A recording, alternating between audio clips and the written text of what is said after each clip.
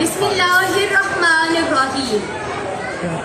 عقل کے اندھوں کو سب الٹا نظر آتا ہے، لیلا نظر آتا ہے، مجنون نظر آتی ہے.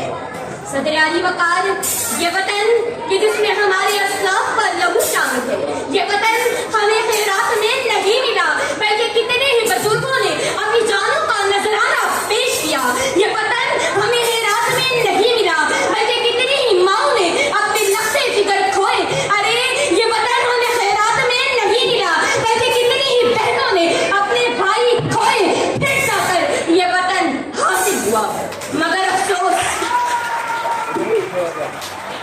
مگر افسوس آج 76 سال گزرنے کے بعد جب میں دیکھتی ہوں کہ اس وطن کے حکمران اس وطن کو لوٹنے میں مجبور ہیں، جب میں دیکھتی ہوں کہ یہاں ہر گلی سے یہ نعرہ اٹھتا ہے، تیری نظر میں میں کافر، میری نظر میں تو کافر. جب میں دیکھتی ہوں کہ یہاں مسلمان تو ہے تھوڑے مسلمانی رہی، جب میں دیکھتی ہوں یہاں قرآن تو ہے رمضان قرآنی رہی، جب میں دیکھتی ہوں یہاں مساجد تو ہے مگر روح بلاری رہی، تو مجھے کہنا پڑتا ہے یہ دیش ہمارا ہے، اسے ہم نے بگاڑا ہے.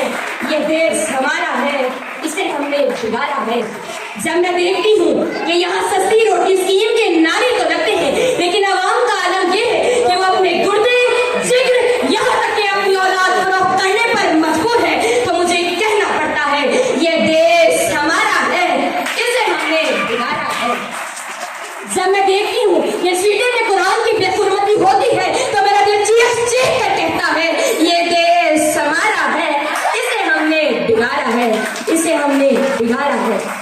ارے اس میں سارا قصور ہم لوگوں کا ہے کیونکہ ہم لوگ پاک سرزمین شہباد کو کہتے ہیں لیکن ڈاکٹر انجینئر بنتے ہی امریکہ برطانیہ کی سرزمین کیشورے حسین شہباد نظر آنے لگتی ہے.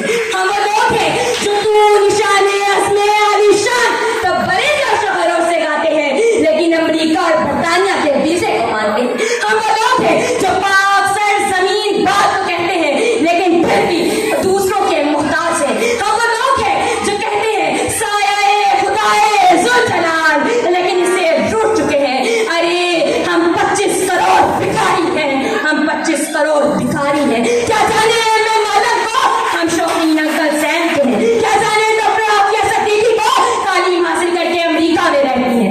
ارے ڈاکٹر عبدالقدیر خان کی ناشکری کرنے والی قوم نہیں. چلے سب چھوڑیے، سب کچھ بلا دیجئے. اب ہماری منزل ایک ایسا پاکستان بنانا ہے کہ جو اقبال کے